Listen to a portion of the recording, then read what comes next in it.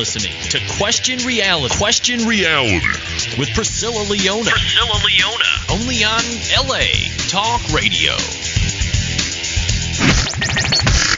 Hi, welcome to Question Reality. I'm your host, Priscilla Leona, and we're coming to you live from Studio City, California. And you can catch our show every Sunday from 5 p.m. to 5:50 p.m. Pacific Standard Time.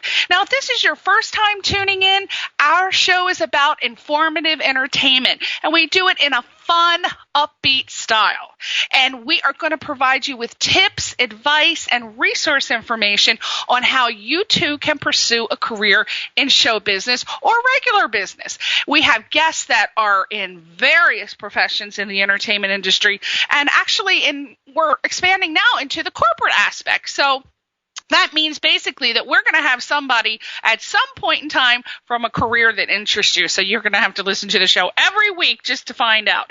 And if you want to know who's going to be on our show in the future, you can visit our official website, which is questionreality.us, not .com, questionreality.us. And if you want to check out any of our past guests, read their bios, and listen and download any of the shows, you want to go to the LA Talk Radio website directly. You want to go to latalkradio.com. It should be where you are now if you're listening, so you're halfway there. You click on the Schedule 1 link, which is at the top of the LA Talk Radio website. You look for our show, which is Question Reality, and it should be in the time slot of Sunday at 5, and you just click the link, and that'll take you directly to our archive page. And on the archive page, you can peruse the who we've had. We've had EMMY Award winners, Tony Award winners, you name it, we've had everything. So just go down the list. You will find someone that you will definitely want to listen to that will help you. And you can also download us on from the podcast section on iTunes. And from what I hear via an email, and I haven't confirmed it yet, but I do believe we are going to be getting a special iPhone application for LA Talk Radio. So I haven't heard anything more about that, but I did get an email on that. So that's very exciting for us. And we would love to have you call in and ask questions and provide any comments on any guest from the show, but we ask that you call between 5:20 and 5:30. That way the guest has time to acclimate. And when you call in, we take your calls directly. You don't have to go through a screening process, so keep that in mind. Now, the number that you would call is right there. It should be right in front of you underneath my cute little face. The call-in number is 323-203-0815, and it's right underneath. If you're listening to me now, it's right underneath. So you just click that little button, and there you go, and call us up. Now, we have a fantastic guest for you today, as we do every single week, and we're going to be talking to him in a couple minutes, but his name is Matt SKALLERUD, and he is the president of I love the name of this company, and I am going to find out where he came to name this company this, but Pink Banana Media. Is that a name for a company or what? I love it. I love it. I love it as much as those Pink Dot stores.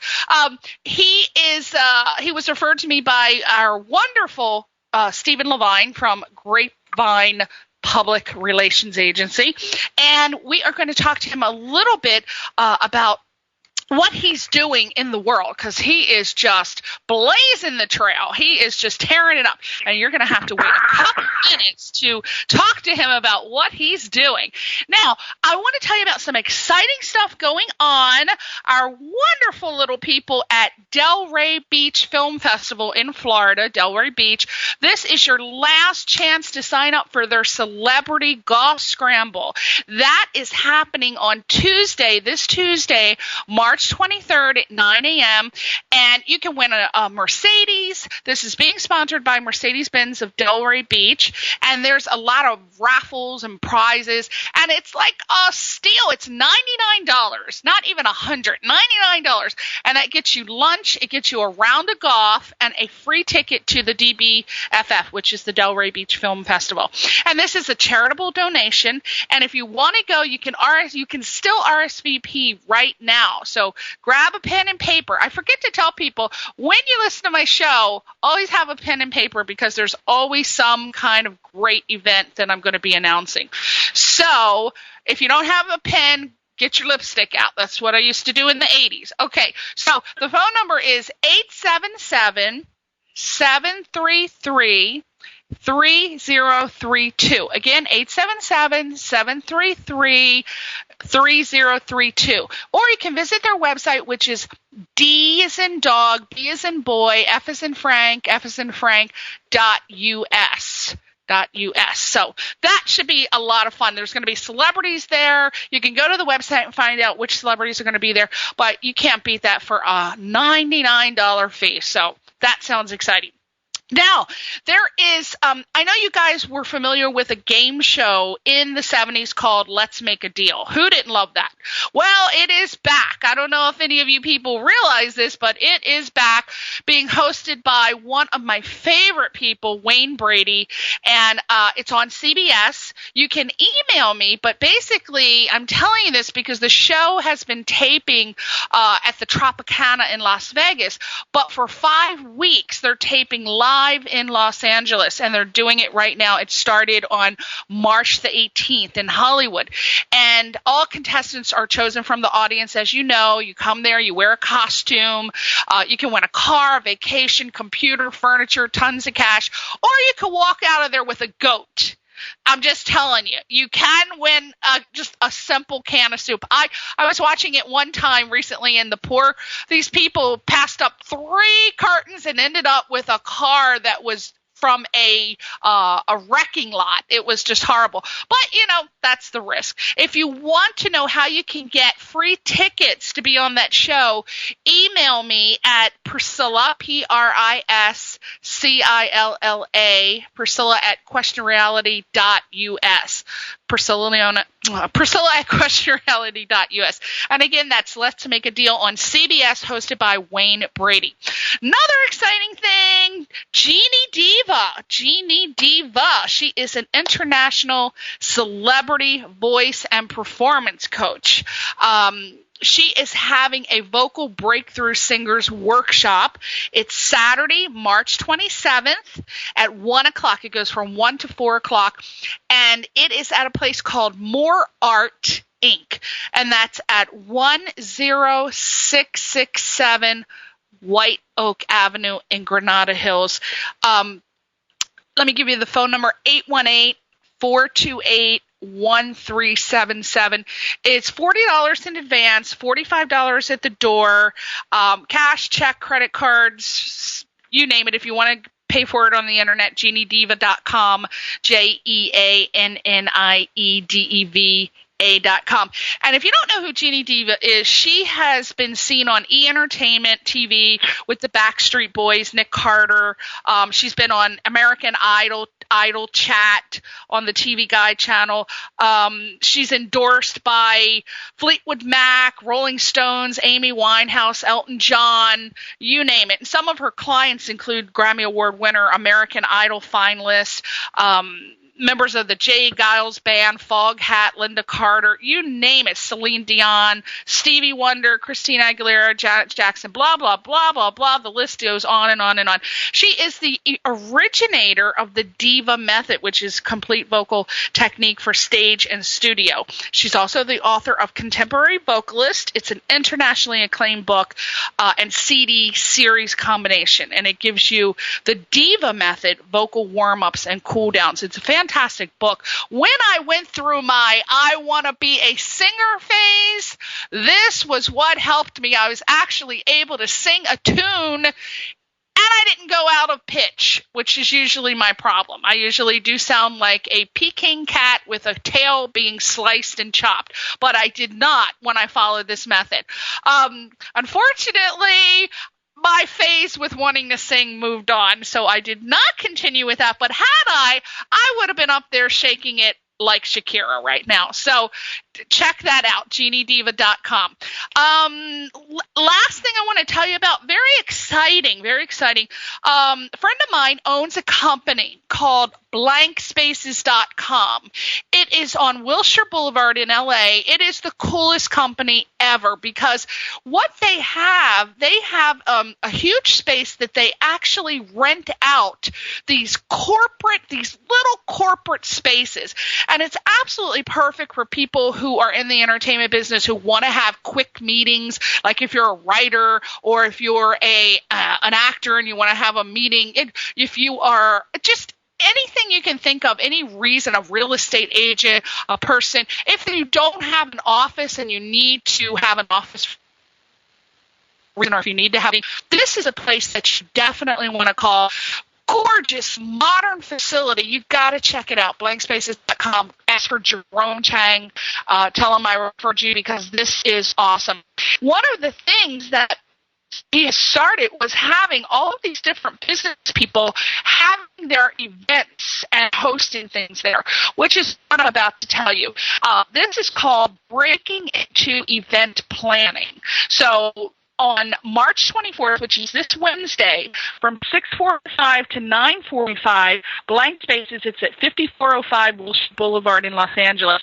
It's $65, and if you ever wanted to learn how to break into event planning, you want to learn how to execute flawless events, there is a woman that is going to be hosting it. Her website is snapproductions.com, and if you don't know what event planning is, but it's very important. It's an integral component of marketing and public relations. It really is.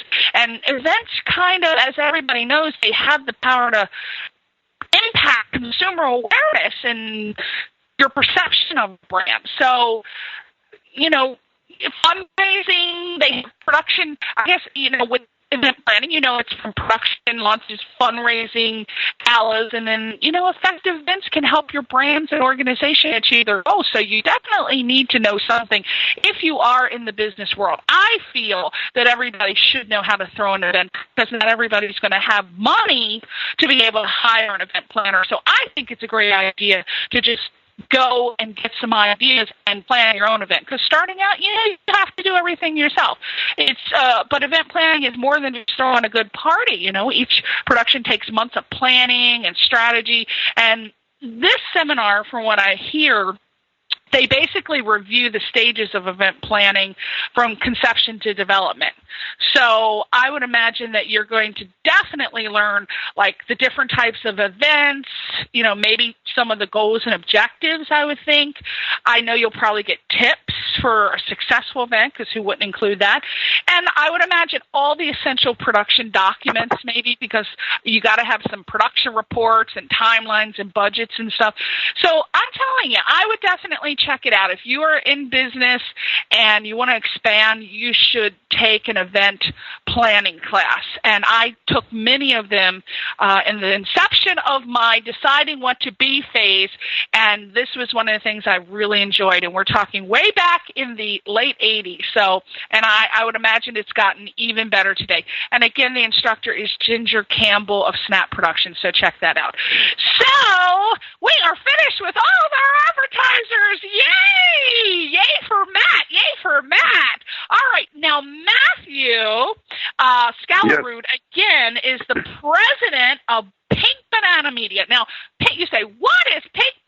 Somebody said, in my head, I just automatically hear, what is Pink Banana Media? Well, Pink Banana Media, this is a company, and if I'm wrong, Matthew will correct me, and I encourage him to do so. But it is a company, from the information that I got, that helps other companies reach gays and lesbians on the internet using traditional means such as banner ads and email, as well as they have more specialized means, which would be including blogs and YouTube videos, Facebook, and I would imagine maybe MySpace and a whole bunch more that I don't know about. And Matthew began his career in the GLBT marketplace in the mid-90s. Now, This was a time when there weren't too many companies that catered to the GLBT community or their needs, basically, to go forth and flourish in this country. So Matthew, from what I understand, has become a trailblazer and a trendsetter in this field. And we love trailblazers and trendsetters. So he is our little pioneer, and that's who we're going to talk today to, a pioneer. Matthew, are you there? I am right here. I didn't put you to sleep. I didn't lull you into a sleep with all my advertisement sing-songy voice stuff. Not at all. Not at all. That's been actually quite entertaining. So we are talking to a trailblazer. Now, I got so many emails when I posted that you were going to be on the show, and I had 15 questions, but I always like to start with my favorite question, and it just seems so obvious, but there's a reason that one asked this question, because people often change their idea. There are people that know what they want to be when they're in the womb, and I'm just always amazed at those people. It's like, I knew I wanted to be a rocket scientist, and they just know. But, you know, most of us, we go through different phases. When we're little, what do you want to be? I want to be a fireman. I want to be a doctor. I want to be So my question to you, and then by the time you're an adult or the end of your life cycle, you may have gone through many different careers. So my first question is going to be obvious. What did little Matthew want to be when he grew up? From the earliest time you can remember, what did you want to be? Isn't that a good little question? I wanted to be a Top Gun pilot. See? Yay! That was normal. Okay, we know you're normal. All right. Yes, I was very male, very much a boy when I was growing up. So that's what you wanted to be. And then once you started high school and you were deciding on what to major in college, did you go through many ideas of what would be the perfect career for you? No. It was at a certain point, and even somewhere around high school, I found out that I'm slightly colorblind, which meant that I couldn't fly airplanes, and so it ruled that out. However, I was always kind of that geeky kid that was always good at math and science and so forth. So I ended up kind of pursuing.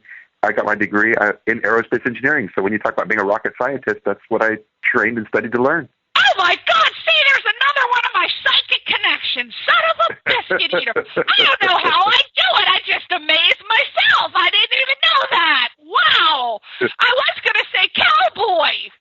But oh yeah, I wish, but no, I was a little rocket scientist and went and started my life in that direction.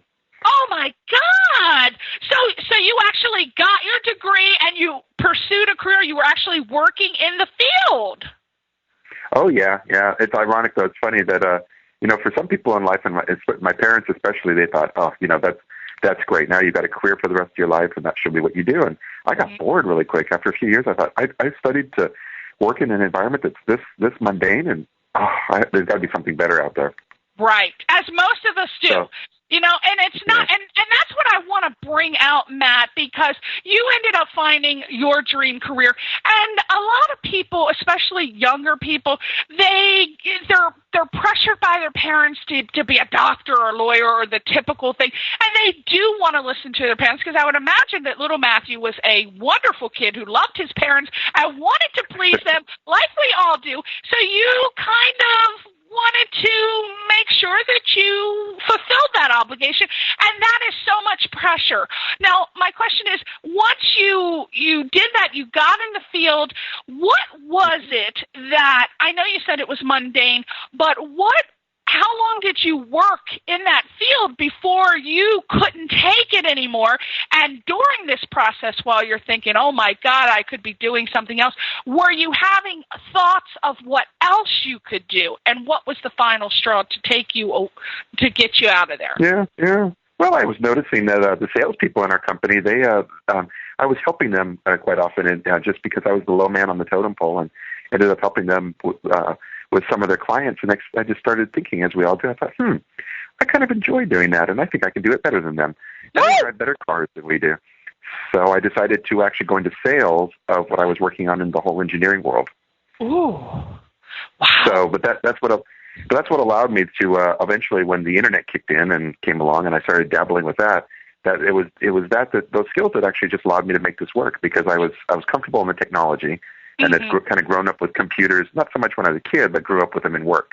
And so I was able to combine that comfort with and love of programming with the mutual love of going out and selling and marketing and talking to clients. So I kind of put two and two together, and next thing I know, it was working on the internet. Do you see that, people? Do you hear what Matthew just said? That you don't necessarily, he was very smart. He didn't just say, oh, this company and this job is mundane. I'm out of here. Watch my dust, people. No, he was very smart. He looked at other jobs within the company he already worked, and he said, how can I would imagine, he said, how can I work another job within the company and utilize the company to my advantage that works better with my skill set? Do you see what Matthew did there? He didn't just say, oh, kiss this company goodbye. He gave it one last shot and used it to his benefit. Matthew, I love that you brought that up. That is wonderful, because, a lot of people just say, this job isn't for me, to hell with it, and they don't even explore other aspects of a job just because they don't like one job that they're in. Tell us, how important was it? Because had you not pursued that career in sales, you might have taken a whole different path or something. Am I right? Oh, yeah, because I would have never had the confidence to just, it's not so much in sales, you're not just picking up the phone and cold calling. You're just picking up the phone and talking to people about solutions and helping them. And once I've learned how to do that at the technical level, in specifically technical sales, that's why I loved being able to do that online as well, because it was the same explanation, same technology, which is just there's this complicated thing that people didn't quite understand. At the time, it was the web, but before that, it was I was actually in lasers and laser research and all that, and people just didn't quite understand it, but they wanted to. Yeah, and you really use that to your benefit, so I'm so glad that you brought that up. I really am.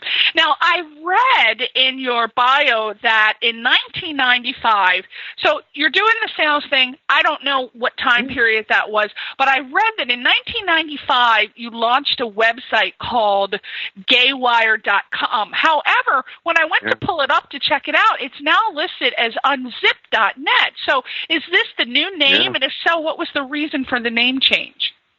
Oh no, I've sold everything to another company. So having sold it, so they've taken that and they just they don't have Gaywired up online anymore, and so they just redirected over to Unzip now. So unfortunately, was that the first company that you launched, Gaywired, or is that Yeah, that was it. We kind of started. We started even before Planet Out and Gay.com were out, and we were just trying to put together some sort of site that. There were gay resources out there, but they were this was when the internet really was kind of ugly, and Yahoo was just trying to get started. And so everything was very text-based, and you could kind of dig around and find things, but it was rather hard.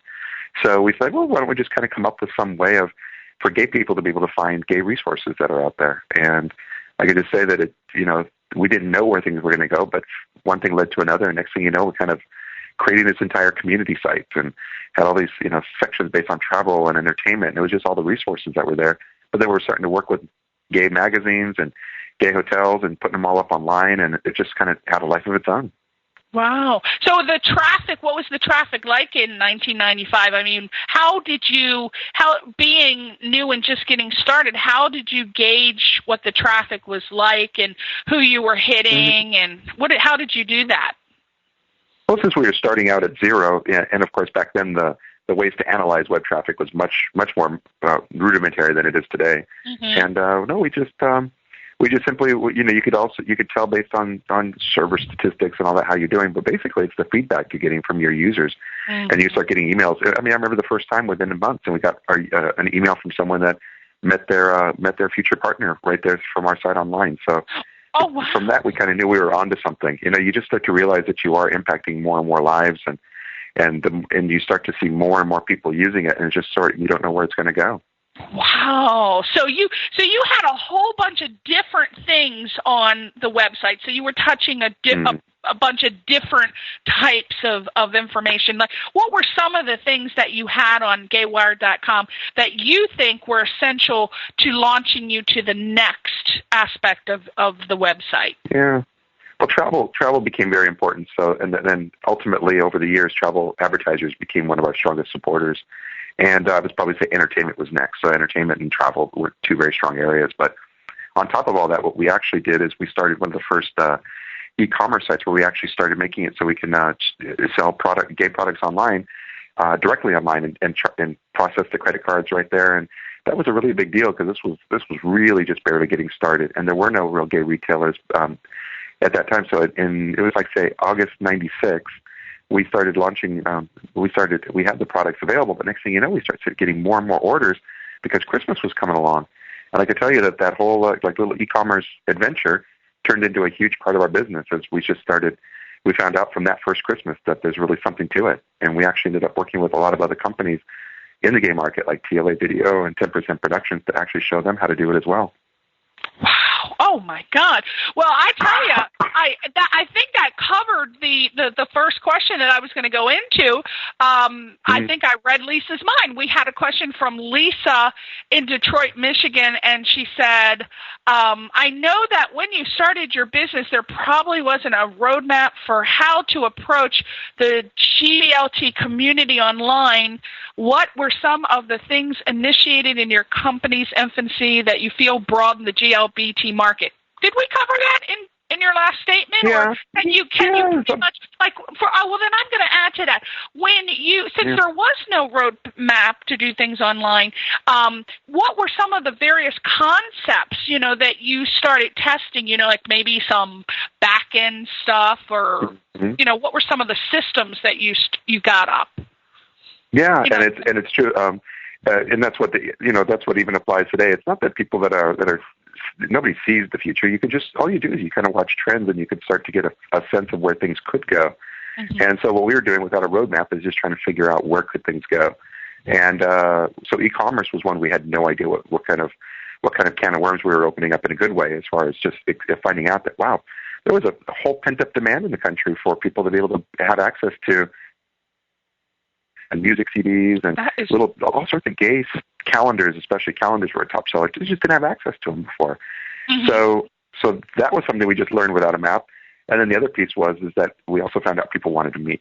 And way before social networking, and even before, like I said, gay.com, and some of them were kind of getting people to finding ways to get people to connect and hook up. We created a system that tied in with, and some of your audience won't know what this is, and the others will laugh, but we made a system that tied in with what's called ICQ. And ICQ was before AOL's it was the first instant messenger program out there. And what we did is we tied it in so that basically we made like a gay ICQ directory. So anybody who was using ICQ that was gay, they can come on our site and find each other. And next thing you know, that took off like crazy. So that showed us that, wow, there's really a model here for kind of matchmaking, or just people being able to find friends and other gay people. And between that and the e-commerce, those two areas just really took off over the years. Now, I heard that you helped get TLA Video and 10% Productions started with their first online e-commerce sites. Now, what is TLA Video? I'm not sure. TLA is one of the biggest. They're one of the biggest online retailers for gay and lesbian video out of Philadelphia, and they do a great job. And so, but when we had started with them, we actually put their products online, and then I knew they'd eventually bring it in-house. So we actually worked with them and their programmers to kind of adapt and develop some of the things that we had learned and be able to make it so that they could do that as well.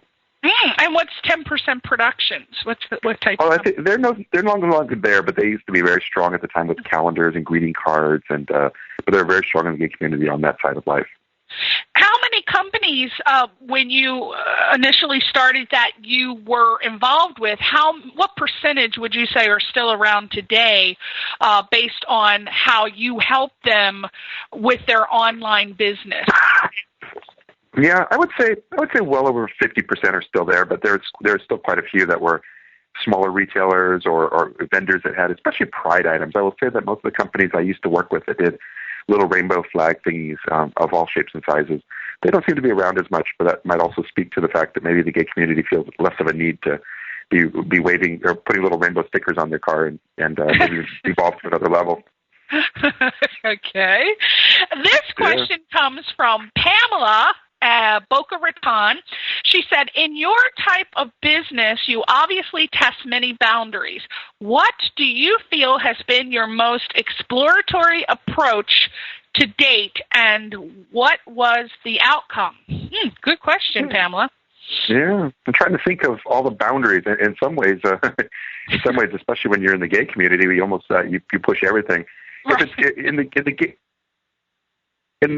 really specifically, the boundaries we push, but also we had to learn from advertisers. Was always, you always have to be careful of number one, how much skin do you ever show on the website, and also when you allow members to be able to then meet each other and set up profiles, how much skin and what do you allow them to do? So we were able to kind of come up with a good balance that made it so that we were able to keep good national advertisers on board, yet at the same time not alienate our community by making ourselves so Main Street USA that all the boys were in pinstripe suit and ties, and all the girls had little bonnets on. You know what I mean? Right. We tried to make it so that the gays and lesbians that were presenting themselves on our site could present themselves as they wanted to be, whether it was lesbians with crazy piercings or gay men shirtless. But we also found that there was like certain limits we could that we could enforce that still allowed the larger advertisers to stay on board, which was really key. Right. Of course, so if someone dressed up like Little Bo Peep, hey, that would be all right too. I mean, that's all right with that. He'll post your Little Bo Peep photo if that's what you're into, I would imagine.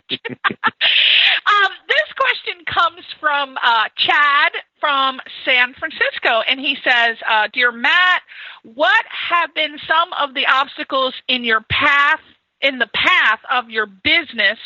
For example, a friend was telling me that anti-gay activists actually try to hack into GLBT websites and cause them to crash. Is this true? Mm-hmm.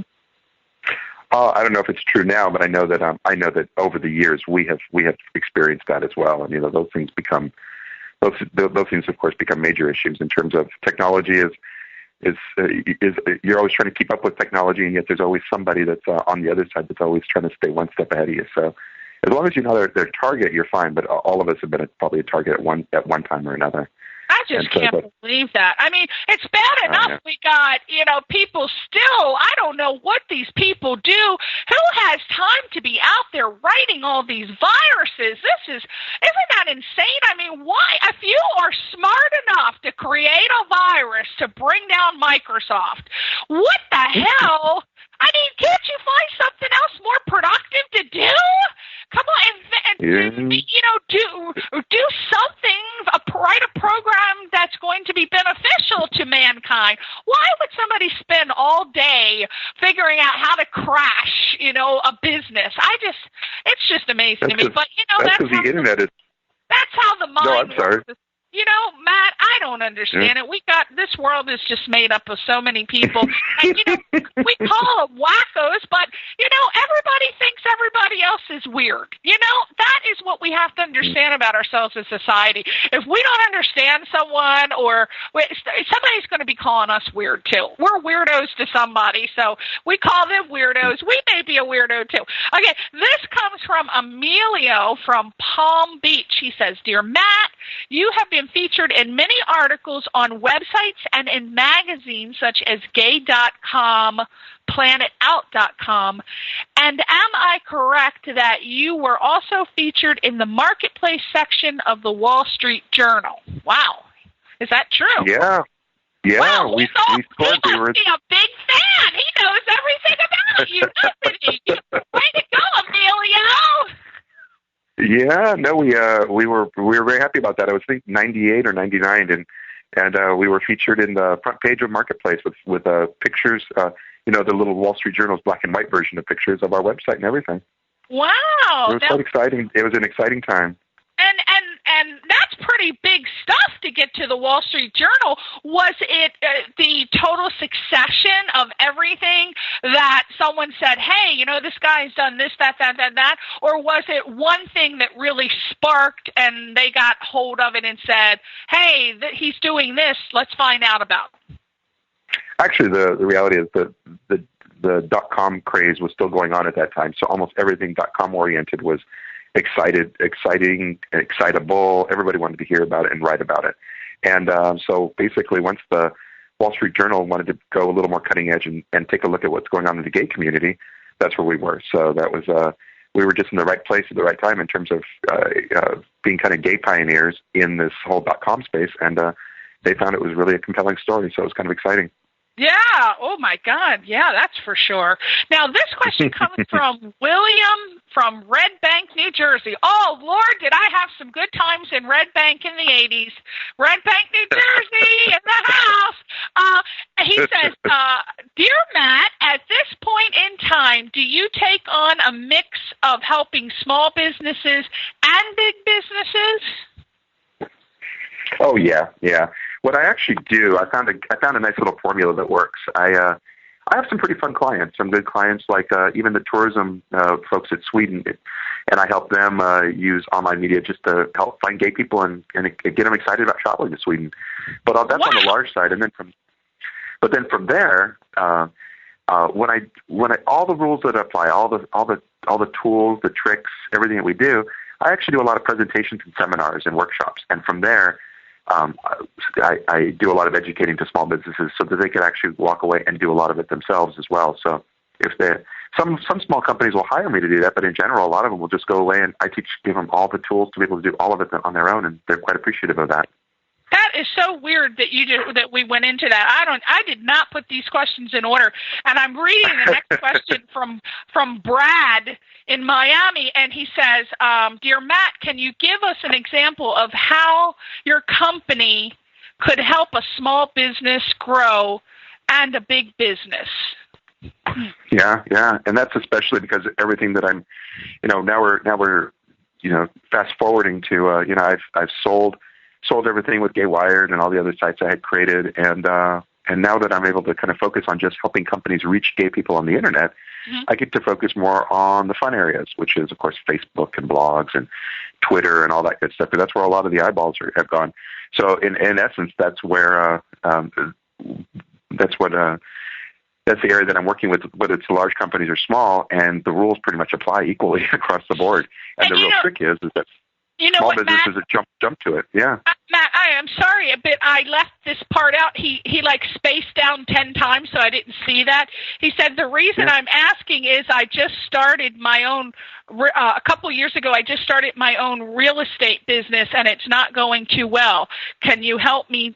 Can you give me some tools to help the small business grow? So I should have included that, but it was way down underneath that. So I guess that's why he's asking, give us an example of how your company could help a small business grow. So let's take real estate. If somebody said, hey, Matt, how can you help my business grow? I just started working in real estate as a real estate agent, which is not a bright idea now, but so come on, Brad, I love you, but come on, a couple years ago, I think you started right when the economy fell.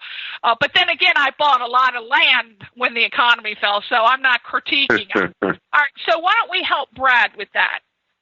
Yeah, well, actually, there'd be two directions I would go. Number one, if it was somebody just getting started out and very open to just learning the basics, because again, most of my area of trying to help anybody out is starting with social media and using that because all that stuff works towards improving your search engine placement on Google, and in general, just really helps people be able to find the site.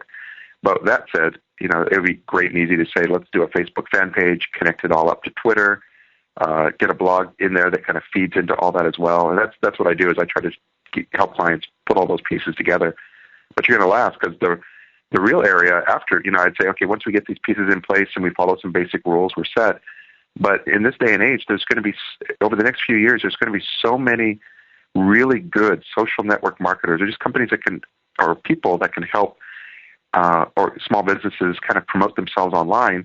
They're going to differentiate. You're going to actually find more and more organizations and people and small groups that can help specifically realtors or accountants or lawyers and really specialize in that field. And I will tell you, I'm meeting people even here. I've been at an expo here in New York, and I am meeting people that are focusing on social media in the world of real estate.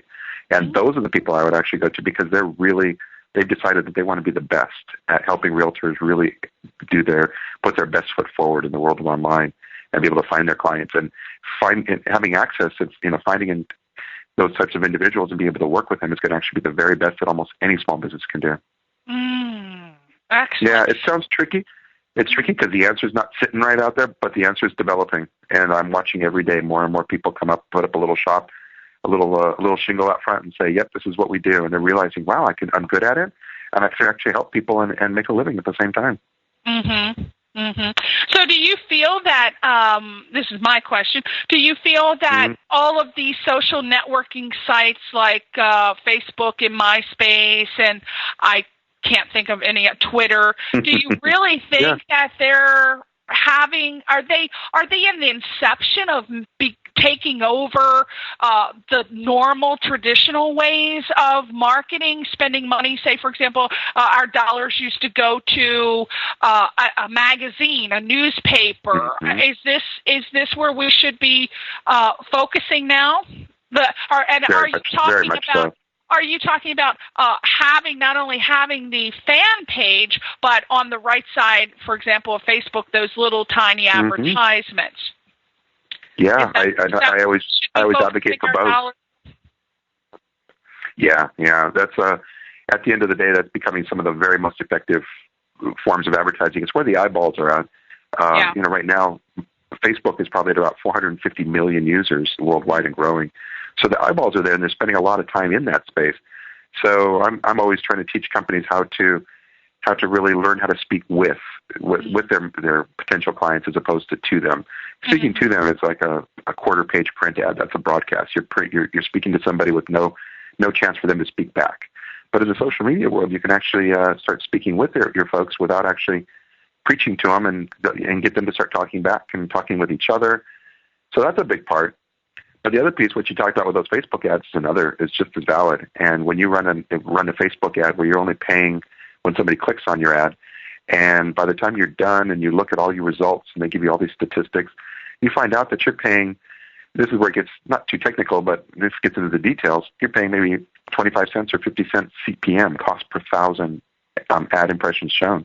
And how that compares to the banner ad world, which is about $10 CPM, just shows that the banner ad world is going to have to may go through a lot of the same things that the print world went through when banners came on the scene 10 years ago. So you're seeing kind of a transition from print having a tough time to now banner ads and even email campaigns having a tougher time because more and more energy and attention is going towards these social media ads and social media marketing and that whole world where the people are realizing we got to migrate over there because no matter what we think or say, that's where the eyeballs are kind of going to. Yeah, and we love them because they're not intrusive like those damn banner ads, which are on top of every email that we try to. I'm with Yahoo. Every time you go in there, there's like the big banner ad, and then it freezes your email because it has to switch. And I like how Facebook has them all in the little, all on the little right-hand side. I like that. That's the future. And what Facebook, I don't know who the geniuses are behind that, but they really did a great job with not being intrusive. And that's what these companies need to. They cannot be intrusive on the social networkers' space. It's almost like it's very discreet. All the advertisements are on the right. They're beautifully placed, and we see them, and I click on them, but I will purposely not click on a banner ad if it's got all kinds of activity going on. I don't like the activity, with the things bursting and all kinds of graphic going on. It's like I'll shut down my email because I don't want to see it. So that's another thing that that people need to really understand. And I don't like MySpace. That just gives me a headache. That's just crazy. All right, I want to get these. It's 5:44. I want to make sure we get everything in. I have a question from. I don't know if this is a guy or a girl, but I don't know what's going on, but Florida seems to love you. I think it's Tio, T-I-O. I don't know if that's a guy or a girl, but Tio from Miami again. And Tio says, can you give Matt Dear Matt, can you give the audience advice to, that doesn't make sense. Can you give, I'm going to just say us. Can you give us advice? Oh, I'm sorry. I'm going to change it because it's not written properly. So in my mind, I can't, I'm going to translate. Okay. Can you give advice to anyone who may be struggling with their sexuality, coming to terms with who they are, and simultaneously trying to follow down the same path in business as you?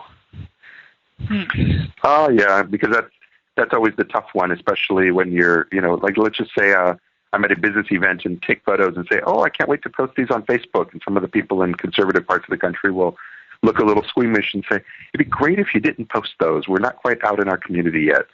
So, so when you deal with that, of course, that whole comfort level is always a very personal thing. Everybody's got their own level of comfort and their own journey along that path.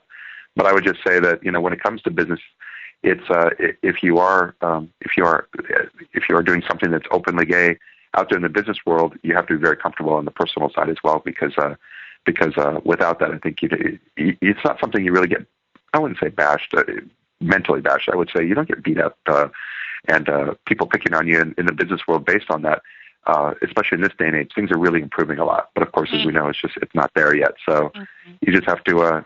It just has to be up to everybody's personal comfort level.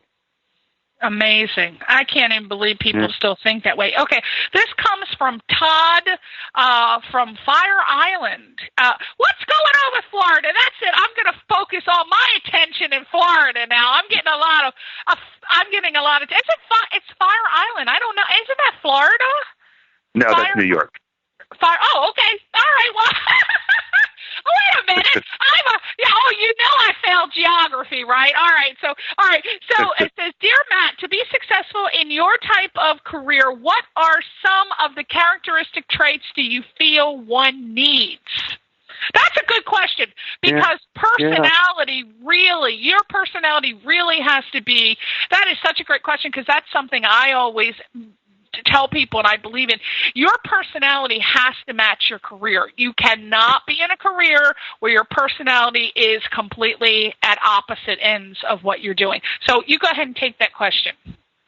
Yeah, I would say most importantly, for anything that we do, and especially in this line of work, it does have to be very open. You can't be very, not just open-minded, but open to understanding and listening and trying to figure out what, where people are at. And let's just say if I'm going to help somebody as a client, I have to be able to understand where their comfort level zone is at and what they're comfortable with in technology and so forth. So I'm always trying to keep very open mind as far as trying to adapt what I know to their level without ever sounding in any way condescending or trying to say, oh, don't you worry about this, we'll take care of it. People want to know.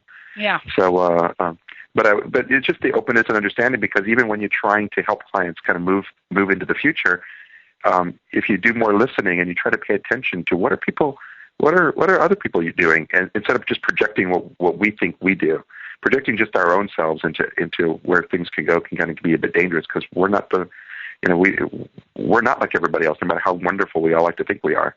So if you pay attention and kind of watch and have that kind of sense of empathy in business for kind of watching how other people do things and how they react, you can start to really see where the trends are going in each individual's niche market or industry and so forth, and then be able to apply those to other clients so that they'd be able to also kind of stay a few steps ahead and hopefully take advantage of that opportunity.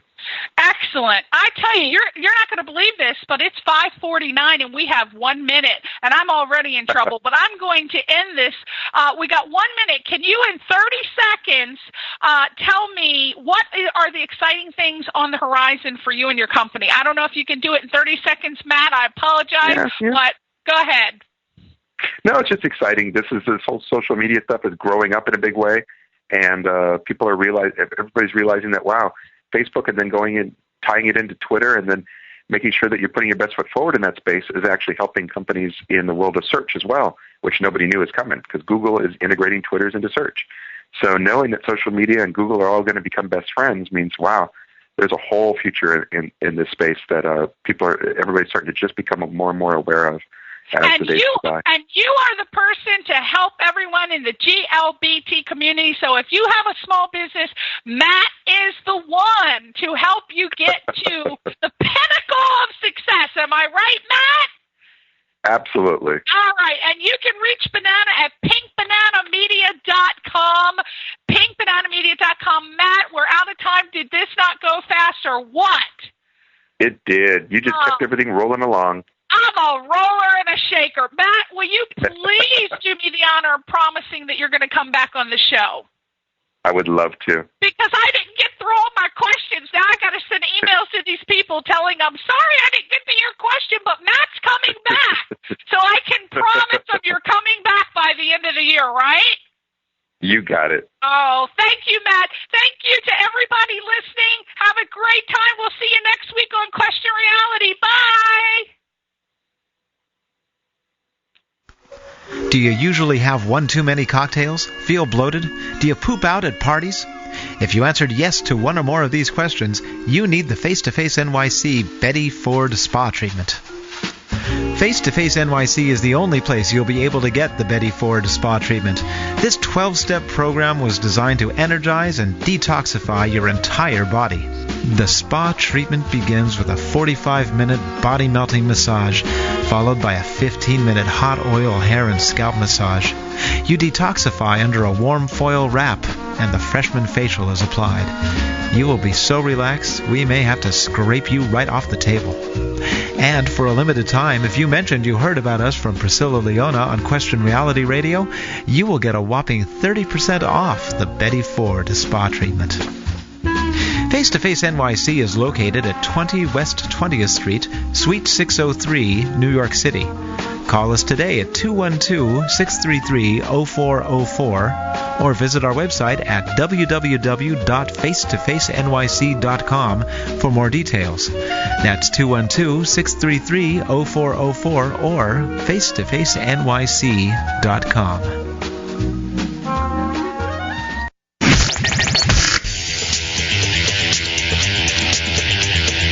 You're listening to Question Reality. Question Reality with Priscilla Leona.